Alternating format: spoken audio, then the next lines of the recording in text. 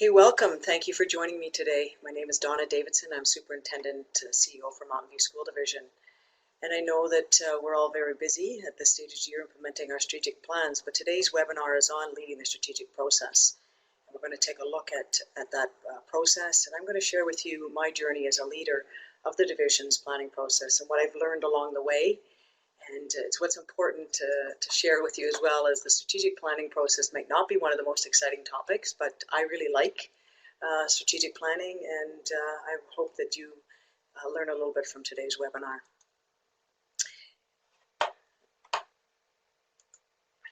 And with that, what I hope you learn today is we will examine our journey on creating a strategic plan that reflects the needs of communities we serve and involves stakeholder input. We will review the board's critical role in the planning process, and hopefully by the end of the webinar you will have a deeper understanding of the strategic planning process, especially the importance of engaging stakeholders. So to begin with, I want to share a little bit about my backstory and history of the strategic planning in Mountain View School Division. In 2005, I was seconded to the division office to lead the strategic planning process. And in 2005, I developed the first strategic plan, the 2005-2008 plan, and that was done in a small room with a small group of individuals. We wrote the plan and we shared it. And I recall thinking at the time, this is not normally how we probably should be doing strategic planning. We need to ensure that we involve others. And I recall and I reflected back on when I was a school leader and how we would engage our communities, our staff, and our students in that process. So in 2008, when our 2005-2008 plan ended, we had a larger room. We involved more individuals. We had the board, senior leaders, and school-based administrators with the support of an outside facilitator. And we created the strategic plan. And we went through that process and finished the plan in 2013. And even at that time, we're thinking we still need other voices. There are voices missing from this planning process. So in 2013-2016, we engaged in a very comprehensive collaborative process where the board went out and solicited support information from their stakeholders. And we, in essence, followed the Ontario's model, which I will be sharing with you throughout this webinar. And with the Ontario's model, it's a four-step process. So you'll see how the stakeholders become a vital role in that whole planning process. And we built on that. And so 2016 to 2021, our current plan, we once again went out to our communities. We developed a very strong strategic, we feel is a very strong strategic plan. Not only did we further enhance our stakeholder input, we also really strengthened the use of data and the monitoring of that plan.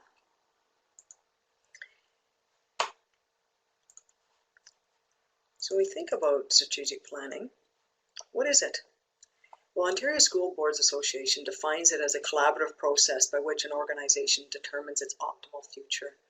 It is one of the most significant leadership roles of a board of trustees, and it involves understanding the bigger context, determining the board goals, setting relevant policy, allocating resources, and monitoring the progress towards the realization of the board's mission and vision. Creating a strong strategic plan requires careful planning at all steps of the process. It answers the following questions according to the Saskatchewan School Boards Association. I'll get my slides line here. And the questions that the plan answers are the following. Where are we right now? Where do we want to be in the future? How will we get there? What internal and external forces are operating that will hinder or help us to achieve our long-term goals? And of course, how will we know when we are successful?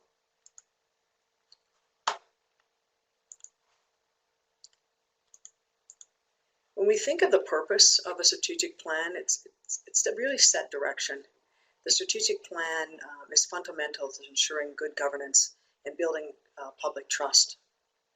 It illustrates what the board intends to achieve. It's actually the face of the community, it's the board's face to the community.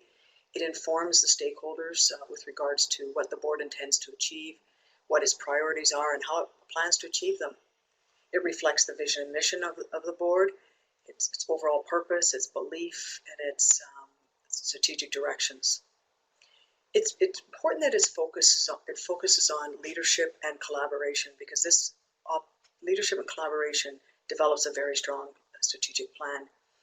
And out of the strategic plan, the superintendent, once the strategic plan has been developed, the superintendent develops the operational plan. The operational plan actually operationalizes the board's strategic directions.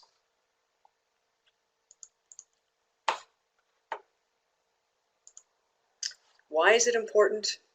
It provides a solid framework for shared ownership and meaningful impact. It's a driver for positive change. It points the way forward. It provides a framework for how we'll get there. Additionally, an effective strategic plan encourages that collaborative professionalism and a collective growth mindset among education stakeholders. It engages its communities, and it stands as a beacon for boards as they focus on creating a measurable, better future for all children. And of course, it promotes student achievement and well-being. So let's look at the 4 steps that the Ontario framework provides.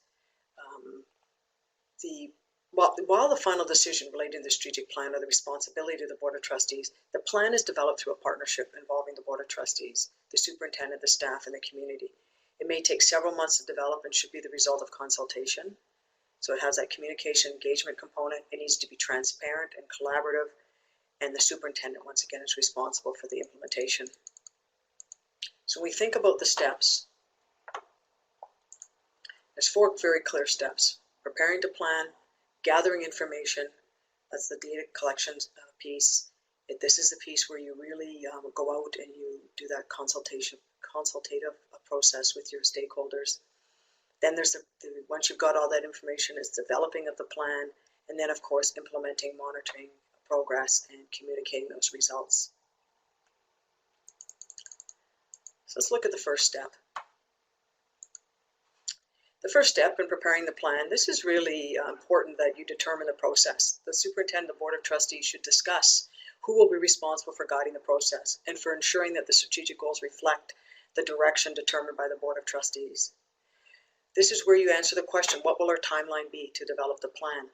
Often you plan backwards, so if we want the plan ready for a particular date, when do we need to start engaging our stakeholders, gathering data, developing the plan, and then implementing it? And MVSD set aside dedicated time to do that. We set aside time to answer that question. So we feel that that upfront planning was valuable in ensuring that that whole process and developing the plan was well mapped out prior to even starting the process. It's at this time that it's important that you review your current plan. How did it go? What are some areas that need to be focused, further strengthened, you need to focus on? Do we need an outside facilitator? So this is where you engage those conversations with the trustees to see where you need to go with your planning process. This is also where you would review your mission, vision, and value statements. They're unique to each board and should reflect the beliefs, needs, and priorities. The mission, vision, and value statements guide the board in everything it does, including the creation of the strategic plan. They help ensure that the plan's strategic direction is aligned with the school board's purpose.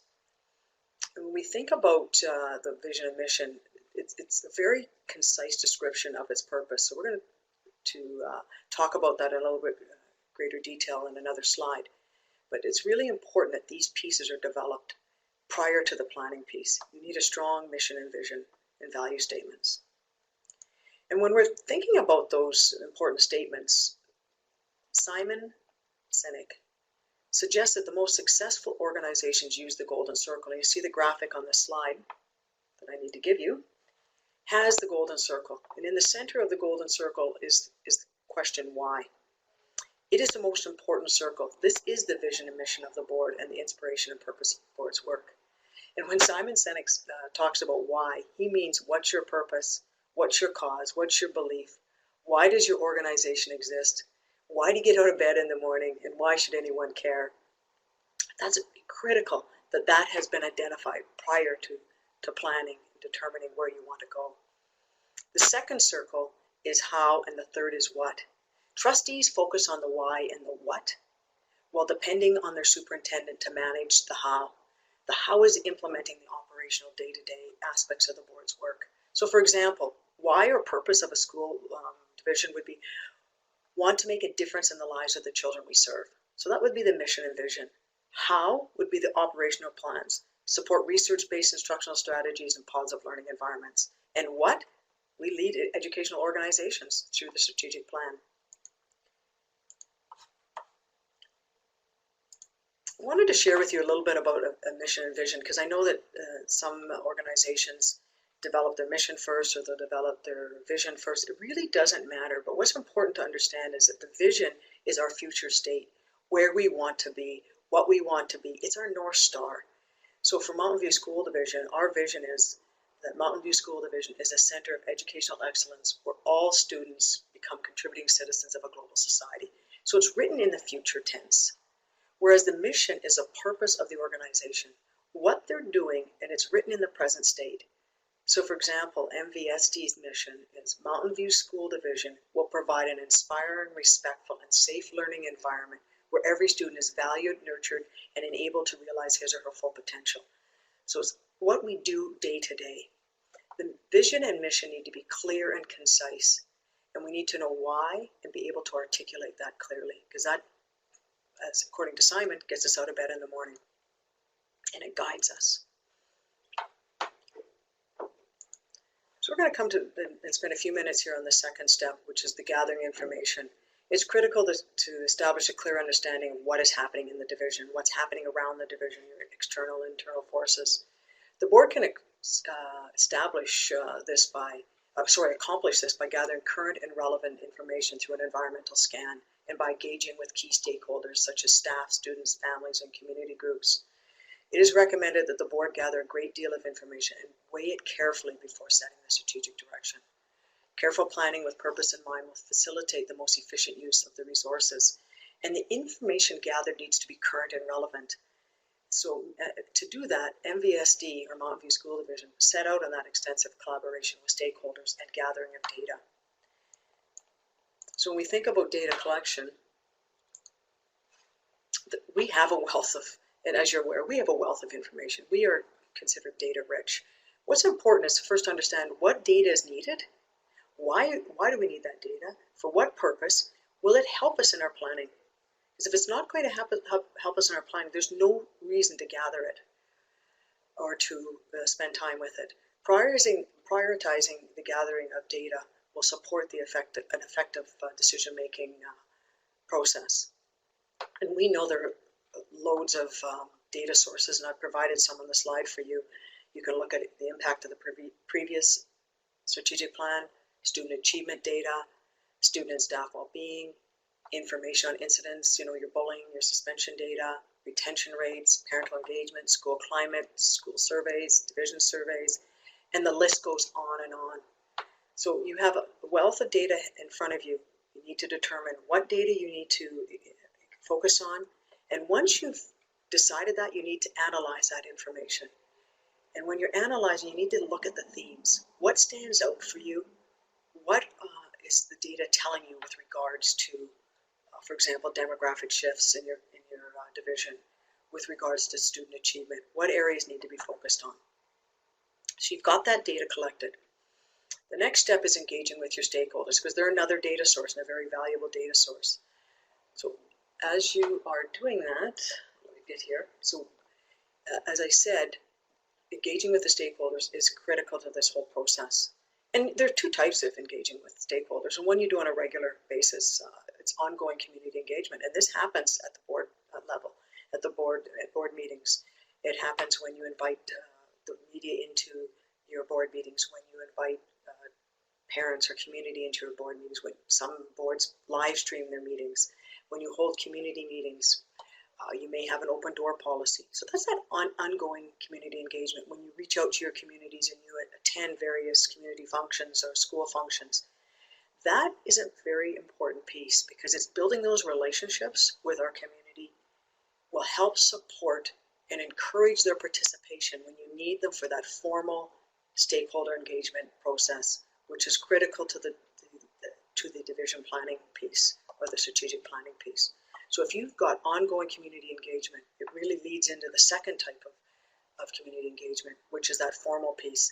And that's when you go out to your community with the intention and purpose of seeking their views, concerns, ideas, and questions. And that can be done through forums, town hall meetings, surveys, those types of processes. You can also make good use of current structures within your division or within your community to reach out to stakeholders. There may be certain community functions that community partnerships that you may be able to have the strategic plan put on the agenda. Principals have admin councils the strategic plan can be put on. We have parent council meetings that strategic planning can be added to the agenda as well. So these types of formal stakeholder engagement can occur not only through town hall forums, but also through the natural processes that are already available in your community. So when you think of those steps to collecting stakeholder engagement,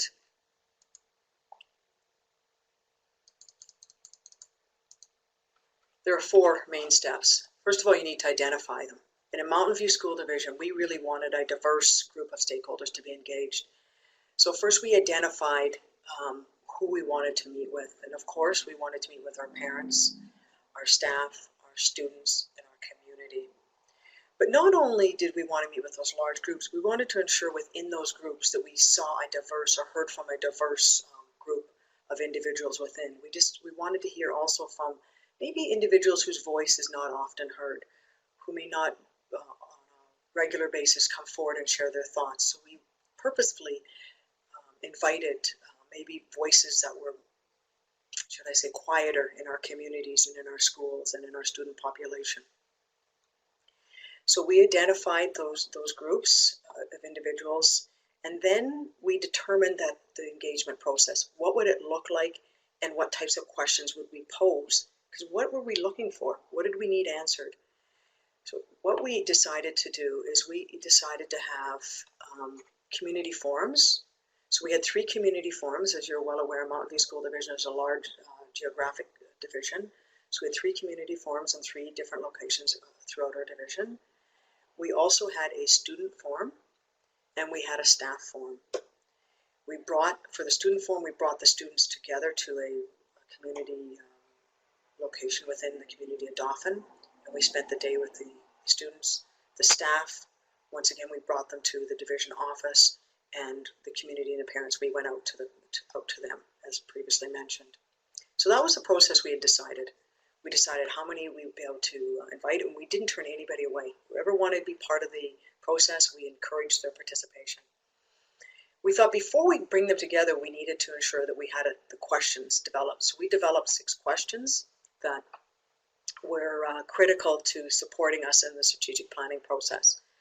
So for example, one of the questions, what characteristics should an MVSC student or graduate have? What skills, knowledge, and qualities do our students need in order to be prepared to be successful in the future?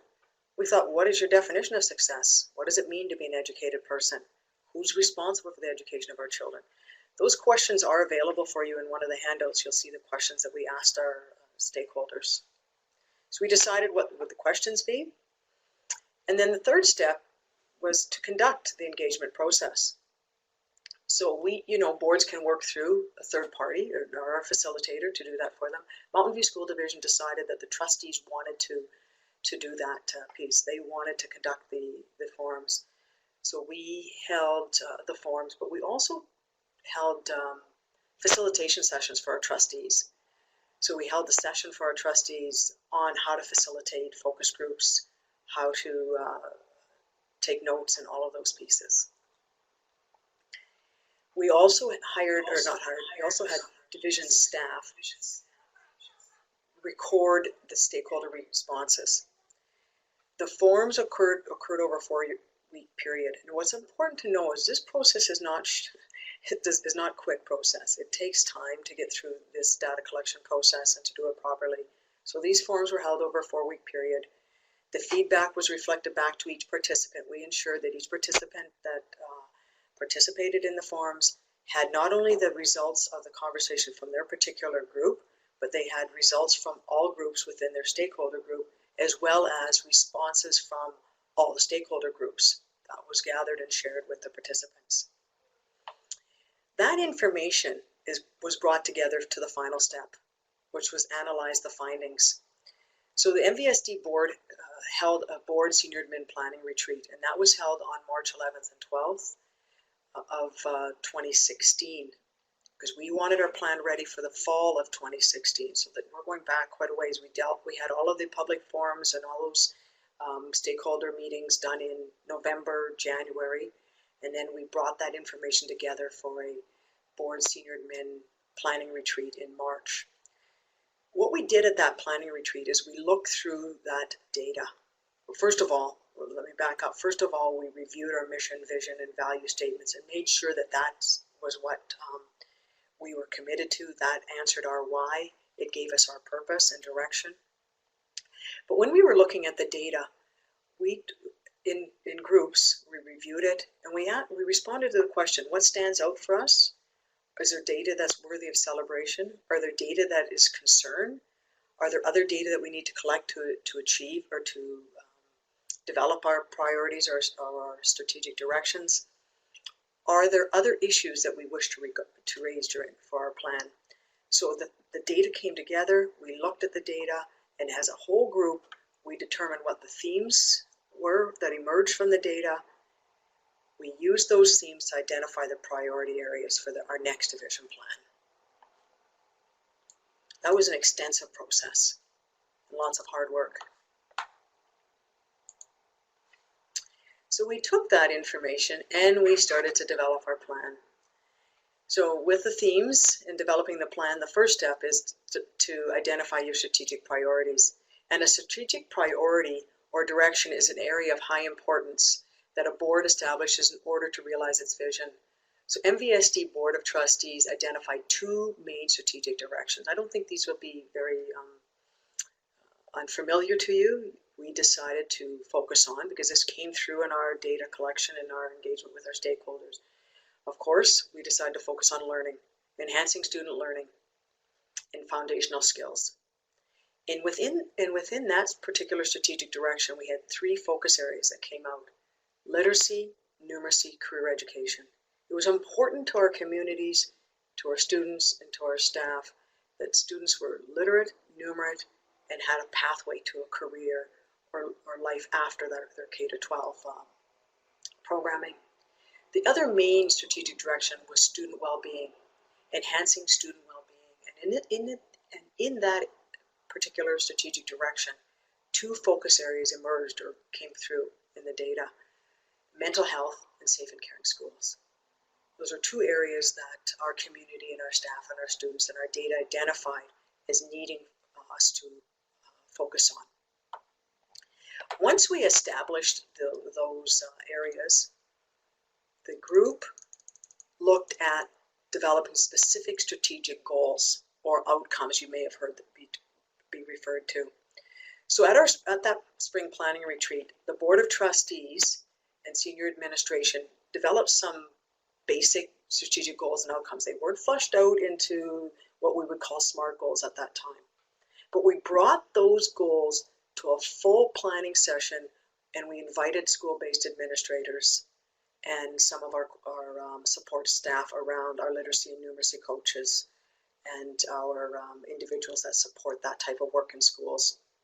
And at that particular retreat, we developed our SMART goals, our SMART outcomes. And those outcomes are what we will achieve over the course of our strategic plan. They identify what we will achieve over the course of our plan. They provided the focus, and they need to be aligned with our vision and mission. And ours were aligned with our vision and mission, and they were SMART, which means they need to be specific, measurable, realistic, and time-bound. Once we developed our SMART goals, we developed indicators of success. And an indicator really refers to a means by which a goal can be judged.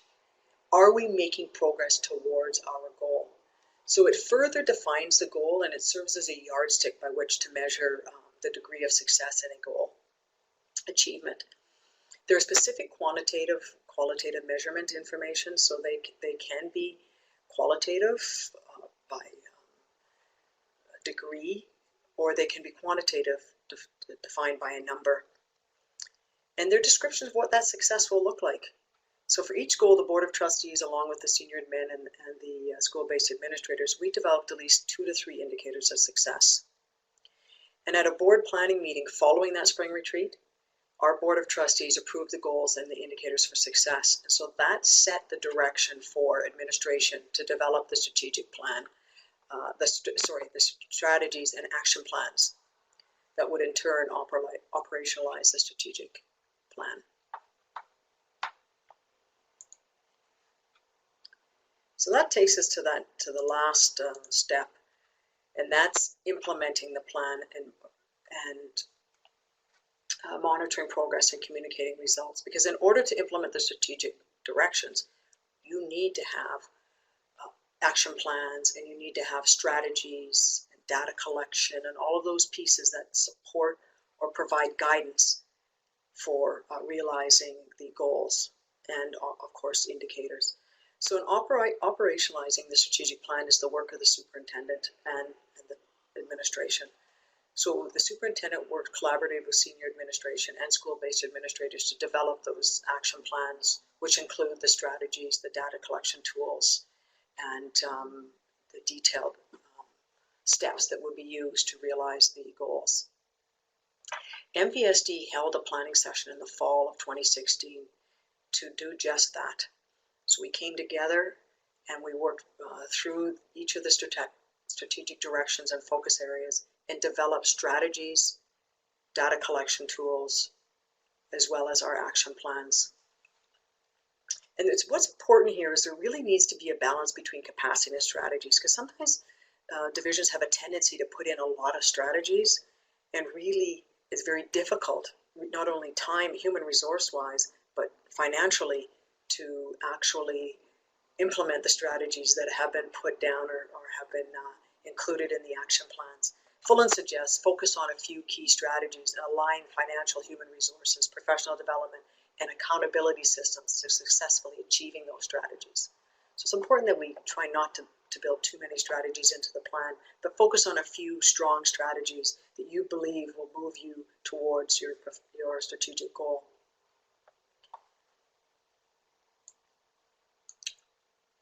The other piece that's important is that your school plans and your individual plans, individual staff plans, align with the division strategic plan. So we make sure in Mountain View School Division that the school plans and individual growth plans and board improvement plan all align with the strategic plan.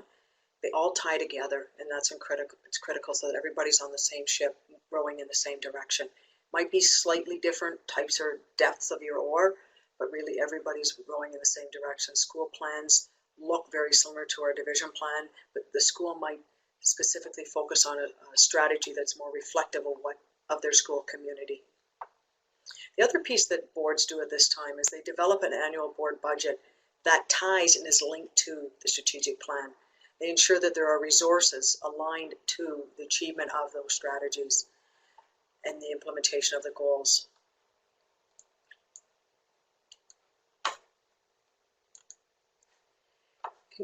When we think about monitoring and progress and communicating results, it's important that we monitor progress. A plan isn't something you create and then put on the shelf, blow the dust off just prior to the end of the year and say, where are we? In Mountain View School Division, we deliberately review our strategic plan with the board annually. Not only do we review it annually, but I provide monthly updates on progress. I wouldn't necessarily have achievement towards a particular outcome, but I would report on strategies, how those strategies are they working? Are we having some challenges with those particular strategies? Are we seeing that the strategies are moving us towards our strategic goal? This also keeps the plan at the forefront, and it also tells your school community that this is what we're focusing on as a division. This is what we're going to work together on. This is where our resource and our dollars are. And as we focus on it, on the division plan or the strategic plan at every board meeting, it's keeping it in the forefront, and it's reminding all members of our school community that it's important. The other piece is communicating the results. We communicate our results not only through our board meeting minutes, we also have a news digest. So whenever there's a strategic direction or strategic planning item on the board meeting, That item is communicated out to our communities through the News Digest. We also do, as all boards, do a community report. Our community report is developed annually and shared with our communities, and it focuses on our strategic plan. It identifies progress towards each one of our strategic directions, and in particular our focus areas. And it's a good practice for our boards, for boards of trustees, to report regularly on the strategic plan. That's what takes me to the end, and I just want to share with you some final thoughts. The strategic plan is an outline of how things will be done to reach a preferred future. It's both a process and a discipline, and that's so important that we think about it as a process. Sometimes when you're reviewing your plan, you may decide, this isn't quite going the way we thought it would. Plans are evergreen, so you're going to be adapting to changes. You do not necessarily, because it's been written down in the plan, you know that it's not working, then stop doing it. Go back, reflect, revise. Make sure it's always data informed. It's developed with stakeholder input and support, and it's monitored and communicated on a regular basis. I can't stress that enough. I know that this strategic planning cycle that we're in now, we're really focusing on that component, making sure that we monitor and communicate our strategic plan, and we feel that we're strengthening that as well.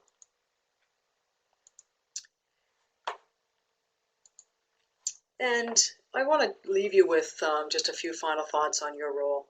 Boards play a critical role, not just as overseers of school systems focusing on compliance with specific fiduciary duties, but you're leaders of publicly funded education, and they're leaders of their communities. They establish conditions for student success, and you're charged with the big responsibility to create those winning conditions that enable students to meet high standards of achievement within a school environment that ensures their safety and promotes their well-being.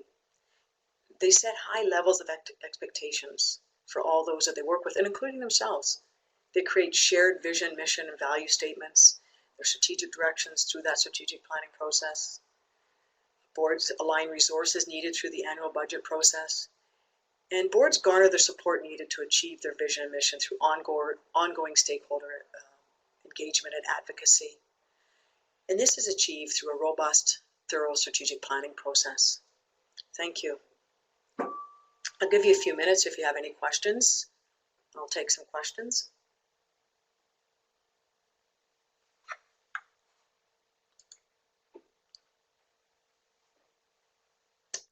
Okay, when we think about questions, I have one here. Stakeholders, how did you group them? When we thought about grouping our stakeholders, especially the student groups, the first time through, we grouped them in cross groups. So we would have grades 5 through 8 in groups, and we'd have 9 through 12. And we found in those groupings in the first time through that our grade 5 students were not really comfortable speaking up and sharing their thoughts with a grade 8 student in the room. And same with our grade 9 students or the grade 12 student. The second time around, what we did is we grouped them according to like grade groupings. And we found that we got a more robust conversation with our youth. And in our communities, it all depended on the particular community. We tried to have within each grouping, a business person, a individual, parents, and maybe even seniors were possible. And we also have feeder communities within Mountain View School Division from our neighboring First Nation communities. And we really reached out and did our best to bring members from our feeder communities also to our community sessions or community consultation sessions. So that's basically how we grouped them in Mountain View. And I think for each board, you'll need to figure out what best works for you. Let's see, another question is with regards to where the resources may be found for the Ontario School Boards Association. You can find those. I believe I have the source recorded on one of the handouts. You'll be able to see that source. And if you just click on that source, you'll see this process in greater detail from that website. That's it. I hope you found this very informative.